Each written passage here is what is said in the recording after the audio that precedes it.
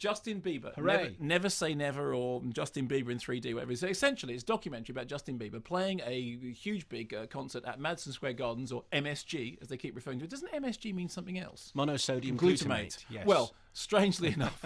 and now I have to confess that I wasn't aware of Mr. Bieber's oeuvre, only that I asked my children, and they both went, yeah, no. But apparently he's absolutely smart huge. Kids. Smart kids.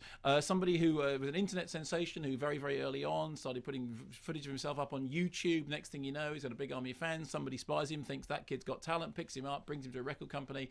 And in an amazingly short period of time, kid is playing Madison Square Gardens with a huge entourage, and joining him on stage people like Miley Cyrus, Hannah Montana, whichever name you care to choose, and Jaden Smith, who of course was we last saw in The Karate Kid, both of whom come from famous parents and therefore to some extent were prepared, I think, for what happened to them. In the case of Justin Bieber, Never Say Never, Never Believe, Never Stop Believing, Never Do the Thing, but whatever you do it in 3D. Of course, it comes from much more ordinary background, single mom, father absent quite early on, or the father does turn up backstage, and you see him talking, hanging out with him, and dealing with the fact that his voice is going to run out because he's on an 80-date tour. Here's a clip.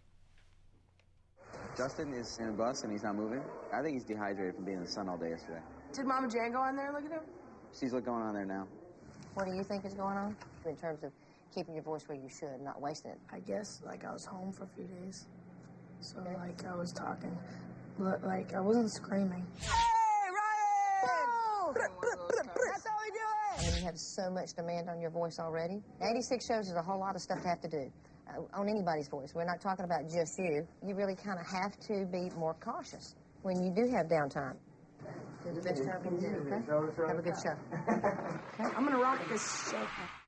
So, here's what I thought about Justin Bieber. Like, it's going to make any difference. I bet you screamed. Well, I went in to see it wanting to see John Ronson, because I had a conversation with John Ronson online in which John Ronson had been filmed, because he did an interview with Justin Bieber and he'd been filmed with the 3D cameras, and he wanted to know whether or not he was in the movie. So all the way through the movie I was waiting to see if John Ronson was there, and he wasn't in it. At least as far as I could tell, he wasn't in it, unless he's completely changed his appearance. And actually what I really wanted was John Ronson to be in there to do that thing that John Ronson does, which is very, quietly and without looking like he's doing it, actually ask a piercing question that gets behind the mask and says, well, is this really all right? Are you okay? I mean, you're playing Madison Square Gardens, but you're like 5 years old, and is it all right? And what toll is it going to be? There's one point in which somebody briefly invokes the spectre of Michael Jackson, but it's only very briefly. There's another moment in which Miley Cyrus says, actually, we have a lot in common because we both worked very hard to get where we are. And you think, yeah, but the difference is that your father was a pop star, and this is... So, on the one hand, it's completely surface. That is all there is. There is nothing behind the surface. Not saying that they're vacuous, but there's nothing that says there's something odd or strange. But it's not an investigative documentary. It's not the kind of thing that takes you deep into the heart of the beast. It's a thing which says, hey, the beast, forget about that. It's all shiny and fabulous and in 3D. And the kid, how old is he?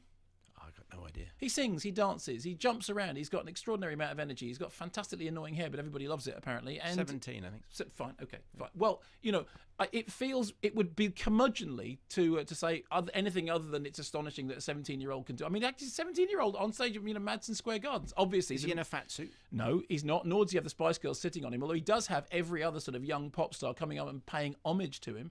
And from the way he's portrayed in the movie, he seems like a perfectly nice kid. Are you sure that's not homage? Homage, yeah.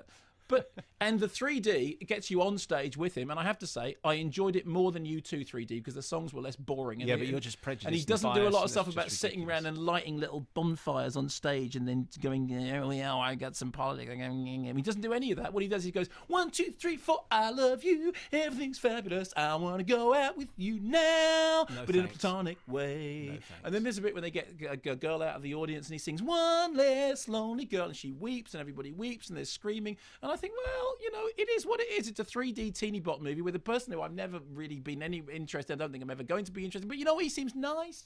Mum seems nice. People around him seem nice. There may be a whole backstory behind. Then. No, but you've heard his music, right? Yeah, well, it's kind of on, but I don't listen. It's not the kind of music that you listen to. It's just on. Well, funnily enough, Justin Bieber 3D is the kind of film it's on. I You saw don't it, really watch I've seen it. him play, but it was like instantly forgettable. You know, for anyone who was there, you know, and then heading for the bar because they were just being a taxi service. He was on. It was pleasantly cheerful in a let loose kind of way, and then we moved on. Well, the only thing you need to know, basically, if you're interested in seeing this film and you're the Justin Bieber case, better than U2 3D. No, wrong. On That could about definitely be wrong. just about on a par with Hannah Montana and Miley Cyrus, but not quite as exciting as the Jonas Brothers in 3D because that was unintentionally ruder.